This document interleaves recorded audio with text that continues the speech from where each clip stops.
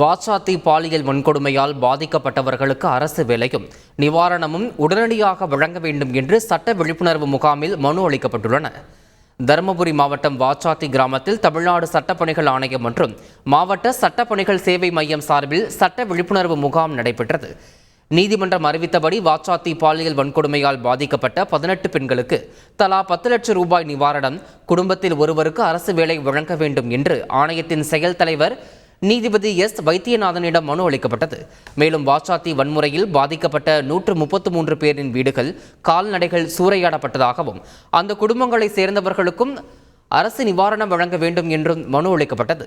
முகாமில் பேசிய நீதிபதி எஸ். வைத்தியநாதன், வசதியற்றவர்களுக்கு அர்த்தமுள்ள நீதியை வழங்குவதே சட்டப்பணிகள் சேவை மையத்தின் முதல் குறிக்கோள் என கூறினார். சட்ட உதவி கோருபவர்கள் எழுத படிக்க தெரியாதவர்களாக இருந்தால் அவர்களுக்கு சட்ட ஆணையமே உதவி செய்து வருகிறது என்றும் அவர் தெரிவித்தார்.